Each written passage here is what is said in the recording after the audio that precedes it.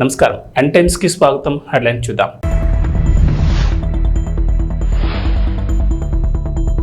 Drugs పై AP Telangana ఉమ్మడి పోరు. రేవంత్ చంద్రబాబు భేటీలో కీలక నిర్ణయం.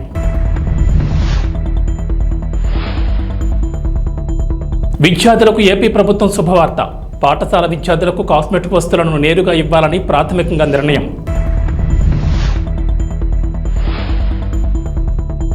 కె కేశవరావుకు కీలక పదవి. కేబినెట్ హోదాతో ఉత్తర్వులు జారీ.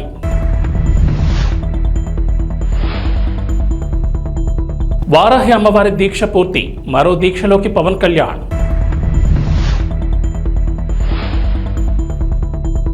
ఏపీ తెలంగాణకు రెయిన్ అలర్ట్. పలు జిల్లాల్లో భారీ వర్షాలు, ఎల్లో అలర్ట్ జారీ. తెలంగాణ సీఎం రేవంత్ రెడ్డి ఆంధ్రప్రదేశ్ సీఎం చంద్రబాబు నాయుడు భేటీలో ప్రస్తావించిన అంశాలను రెండు రాష్ట్రాల మంత్రులు జాయింట్ ప్రెస్ మీట్ పెట్టి వెల్లడించారు. తెలంగాణ ఉప ముఖ్యమంత్రి బట్టి విక్రమార్క, ఏపీ మంత్రి అనగాని సత్యప్రసాద్ ముఖ్యమంత్రుల సమావేశ వివరాలు వెల్లడించారు. ఉమ్మడి ఆంధ్రప్రదేశ్ విడిపోయి 10 ఏళ్లు పూర్తయినా విభజన సమస్యలు ఇప్పటికీ పరిష్కారం కాలేదని, వాటిపై ఈ సమావేశంలో చర్చించినట్లు బట్టి విక్రమార్క చెప్పారు. డ్రగ్స్కు వ్యతిరేకంగా యాంటీ నార్కోటిక్స్ డ్రైవ్స్ చేయాలని నిర్ణయించామని, సైబర్ నేరాలు అరికట్టేందుకు చర్యలు తీసుకున్నామని తెలిపారు. డ్రగ్స్, సైబర్ క్రైమ్స్ పై ఇరు రాష్ట్రాలు కలిసి పనిచేయాలని నిర్ణయించామని చెప్పారు.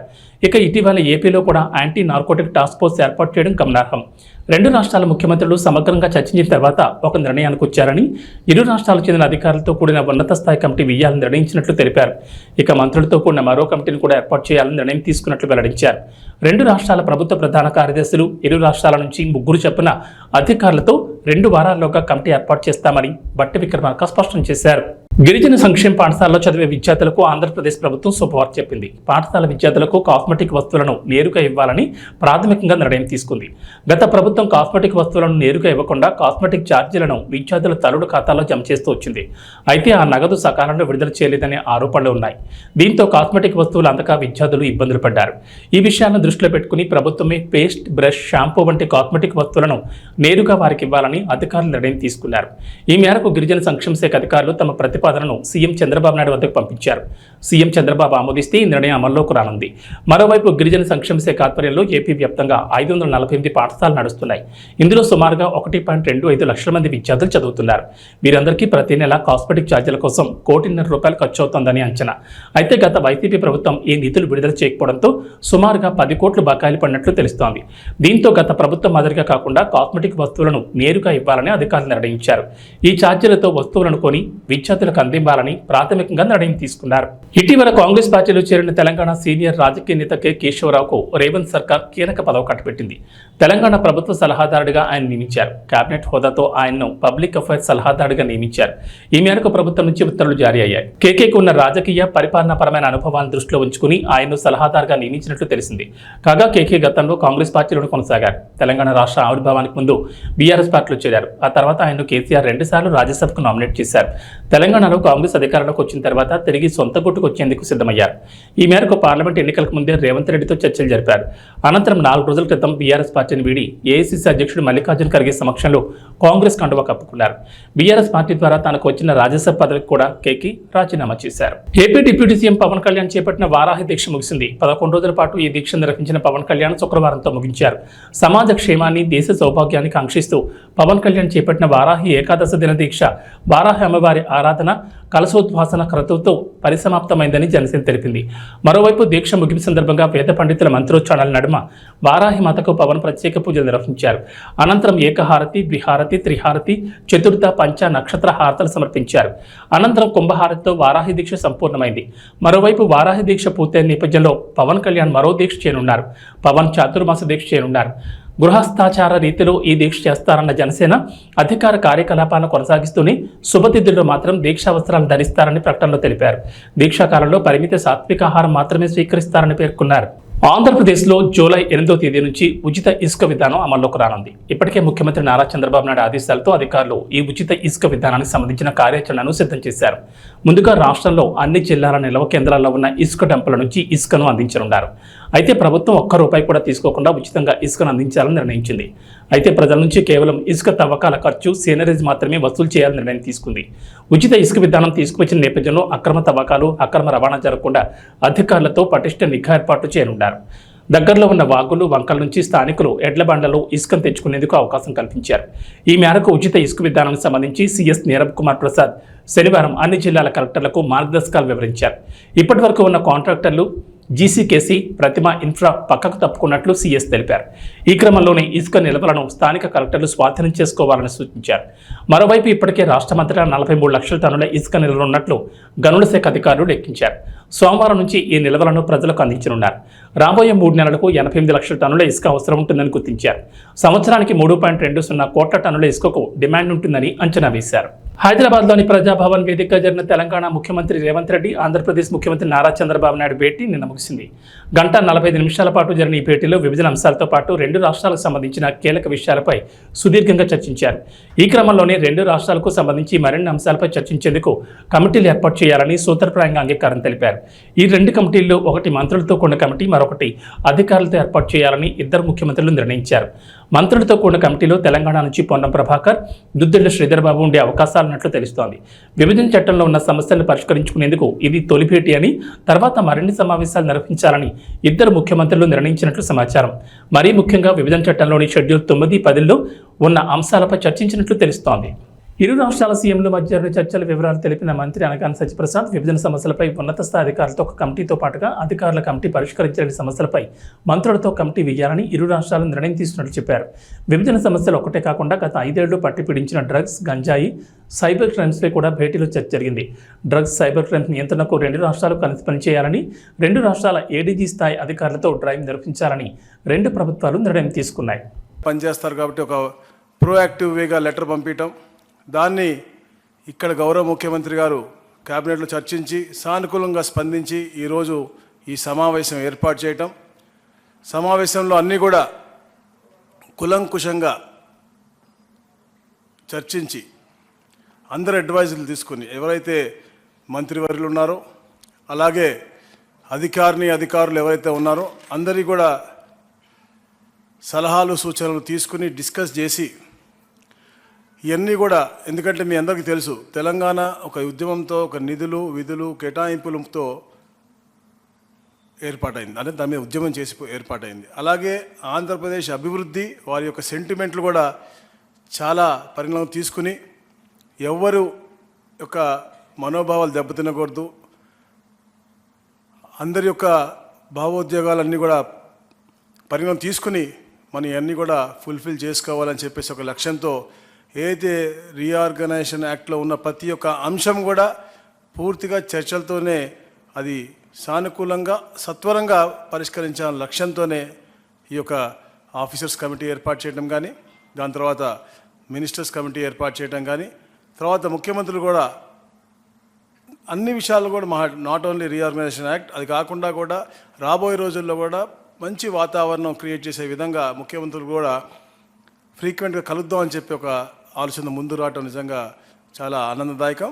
అలాగే మరి ముఖ్యంగా ఎలా అయితే గౌరవనీయులు బట్టి విక్రమార్క చెప్పారో, తెలంగాణ రాష్ట్రం ఏర్పడిన తర్వాత డ్రగ్స్ ఫ్రీ స్టేట్గా చేయాలని చెప్పేసి తపనతో పనిచేస్తూ ఉన్నారు. దాని మీద కూడా సుదీర్ఘంగా చర్చించి ఏదైతే అక్కడ ప్రభుత్వం ఏర్పడిన తర్వాత ఒక సబ్ కమిటీ మేము వేసుకోవడం జరిగింది 6 మంత్రులతో.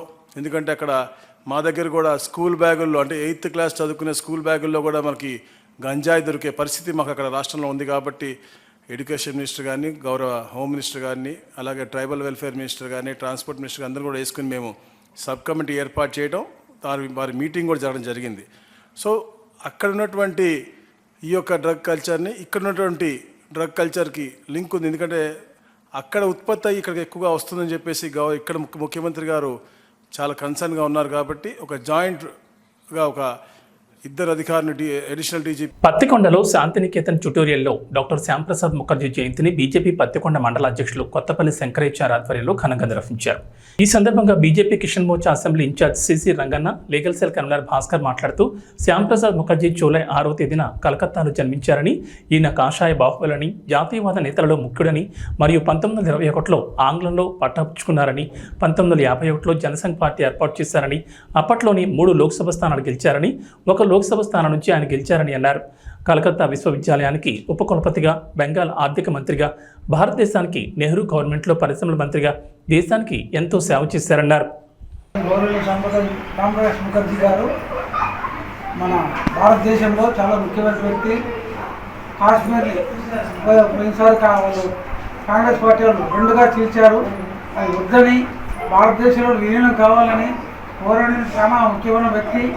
మా పార్టీలో చాలా కీలకమైన వ్యక్తి, ఘనుడు. అతనికి మా పార్టీ తరఫున మా పెద్దల తరఫున నివాళులు అర్పించుకుంటాం. ముఖర్జీ గారు ఈ యొక్క జయంతి సందర్భంగా ఈ యొక్క బీజేపీ నాయకులందరూ కలిసి ఆయనకు పూలమాల వేసి ఆయన సత్కరించడం జరిగింది. అందులో భాగంగా ఈయన 370 ఆర్టికల్ని అప్పట్లోనే కాంగ్రెస్ గవర్నమెంట్ అది విభజించడానికి ఆర్టికల్ని ఏర్పాటు చేసినప్పుడే ఈయన ఖండించి దానికోసం పోరాడి ఆయన ఆ యొక్క పోరాటంలోనే ఆయన అశువులు బాసినాడు. ఆయన అందులో వెస్ట్ బెంగాల్ మంత్రిగా కూడా కేంద్ర ఆర్థిక మంత్రిగా కాబట్టి ఆయనకు ఘననివ్వాలి. ఆయన పుట్టినరోజు వేడుకను ఘనంగా జరుపుకోవడం జరిగింది. వైఎస్ఆర్సీపీ కార్యకర్త అజయ్ కుమార్ రెడ్డిని పరామర్శించారు. అనంతపురం కడప రిమ్స్ ఆసుపత్రి ప్రాంగణంలో మాజీ ముఖ్యమంత్రి వైఎస్ జగన్మోహన్ రెడ్డి. అనంతరం ఆయన మీడియాతో మాట్లాడారు. ఇక్కడ హాస్పిటల్లో ఒక యంగ్స్టర్ బహుశా 20-25 ఏళ్ళు ఉంటాయేమో తన పిల్లాడికి. ఆ 20 ఏళ్ల పిల్లాడిని ఎందుకు నిర్దాక్షిణ్యంగా కొట్టారో కూడా తెలియదు. కేవలం ఎన్నికల్లో వైఎస్ఆర్ కాంగ్రెస్ పార్టీకి తరఫున తాను ఓటు వేశాడని, వైఎస్ఆర్ కాంగ్రెస్ పార్టీకి సంబంధించిన కుటుంబానికి చెందిన వ్యక్తిని అతి దారుణంగా కావాలని అదే పనిగా వేంపల్లెకు అదే పనిగా ఒక వెహికల్లో వచ్చి దారిలో పోతా ఉన్న పిల్లోడిని బైక్ ఆపి నిర్దాక్షిణ్యంగా కొట్టి హాస్పిటల్ పాలు చేస్తా ఉంటే ఏమి సాధిస్తా ఉన్నారు? ఇంతవరకు పులివెందుల్లో ఎప్పుడు ఇలాంటి సాంప్రదాయం లేదు. ఎన్నో ఎన్నికల్లో చేశాం, ఎప్పుడు పులివెందుల్లో ఇలాంటి సాంప్రదాయం లేదు. ఎన్నికలు అయిపోయిన తర్వాత ఓటు వేయని వారిని కొట్టే కార్యక్రమం ఎప్పుడు జరగల. రాష్ట్ర వ్యాప్తంగా కూడా ఒక భయాందోళన వాతావరణం క్రియేట్ చేయడం కోసం అని రాష్ట్ర వ్యాప్తంగా ఇదే చేయిస్తా ఉన్నారు దగ్గరుండి. ఏం సాధిస్తారు దీనివల్ల? మీరు వేసే ఈ బీజం చేసే ఈ చెడు సాంప్రదాయం రేపొద్దున మళ్ళీ తెలుగుదేశం పార్టీ కార్యకర్తలకి చుట్టుకుంటుంది. చంద్రబాబు నాయుడు అనుకుంటా ఉన్నాడు తానేదో ఈ మాదిరిగా చేసి భయాందోళన క్రియేట్ చేసి వైఎస్ఆర్ కాంగ్రెస్ పార్టీకి ఓటు వేసిన వాళ్ళని కొట్టడం వల్ల ఒక తెలియని ఆనందం తనలో ఏదో పొందాలని చెప్పి అనుకుంటా ఉన్నాడు. రాష్ట్ర వ్యాప్తంగా ఒక భయాన్ని క్రియేట్ చేయాలని ప్రయత్నం చేస్తా ఉన్నాడు. కానీ నేను చంద్రబాబు నాయుడు గారికి మరొక్కసారి కూడా చెప్తా ఉన్నా, ఒక చెడు సాంప్రదాయానికి నాంది పలుకుతా ఉన్నారు. దయచేసి ఆపండి. ఆపకపోతే మాత్రం ఎల్లకాలం మీరే అధికారంలో ఉండరు. అధికారం మారిన రోజున ప్రజలు చంద్రబాబు నాయుడు గారు చేస్తా ఉన్న ఈ అన్యాయాలను చూసి శిశుపాలని పాపాలు పండినట్టుగా ఆ పాపాలు చాలా వేగంగా పండుతా ఉన్నాయి. అధికారం మారిన రోజున తాను చేస్తా ఉన్న ఈ చెడు సాంప్రదాయం తనకే చుట్టుకుంటుంది. ఈరోజు దెబ్బలు తగిలినా దెబ్బలు తిన్నా ప్రతి ఒక్కరూ కూడా రేపొద్దున ఇదే మళ్ళీ అటువైపున చేసేదానికి మీరంతటి మీరే బీజం వేస్తా ఉన్నారు. ఇది సరైన పద్ధతి కాదు. నాయకులుగా ఉన్న మనలాంటి వాళ్ళం ఇలాంటివి ప్రోత్సహించాల్సిన పని ఎప్పుడు రాకూడదు, జరగకూడదు. దయచేసి చంద్రబాబు నాయుడు గారికి ఇప్పటికైనా చెప్తా ఉన్నా, చంద్రబాబు నాయుడు గారిని హెచ్చరిస్తా ఉన్నాను, మరొక్కసారి మళ్ళీ హెచ్చరిస్తా ఉన్నాను. ఇది కరెక్ట్ సాంప్రదాయం కాదు, దయచేసి దీన్ని ఆపమని చెప్పి. నిజంగానే ఒకసారి మీరు కూడా వెళ్ళి ఒకసారి చూడండి. ఒకసారి ఏం పాపం చేశాడు నా పిల్లల్ని, ఎందుకు కొట్టారు, ఏం పాపం చేశాడని కొట్టారు. ఒకసారి హాస్పిటల్లో కూడా ఒకసారి చూడండి. ఒకసారి 90 మంది పిల్లలు ఇక్కడ జాయిన్ అయ్యారు. మధ్యాహ్న భోజనం పథకం సరిగ్గా జరక్క మధ్యాహ్న భోజన పథకం సరిగ్గా జరగడం లేదు. పిల్లలకు కనీసం బ్యాగుల సప్లై కూడా సరిగ్గా జరగడం లేదు.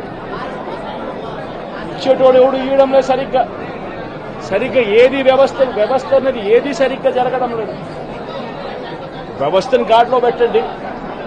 మీరు ప్రజలు మిమ్మల్ని ఏదైతే ఓటు వేశారో ఒక కారణం చేత మీరు ప్రజలు 10% మంది ఓట్లు మాకు రావాల్సిన 10% మంది ఓట్లు మీకు వైపు డ్రిఫ్ట్ అయ్యాయి అని అంటే కేవలం మీరు చేసిన మోసపూరిత వాగ్దానాల వల్ల డ్రిఫ్ట్ అయ్యాయి. ప్రజలు మీ దగ్గర నుంచి ఎక్స్పెక్ట్ చేస్తూ ఉన్నారు. రైతులు అల్లాడిపోతూ ఉన్నారు, రైతు భరోసా అందక.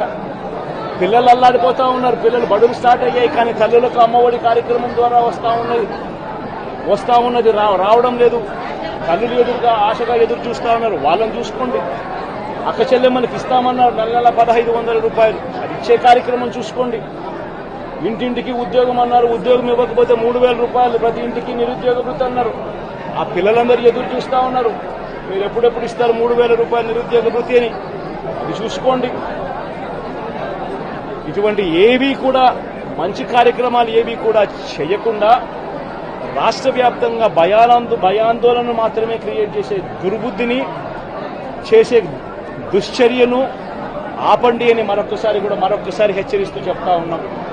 శిశుపాలను పాపాలు పండినట్టుగా వేగంగా జరుగుతూ ఉన్నాయి. తన పాపాలు పండడం అన్నది కూడా తను మర్చిపోదని సందర్భంగా మరొకసారి చెప్తా ఉన్నాం.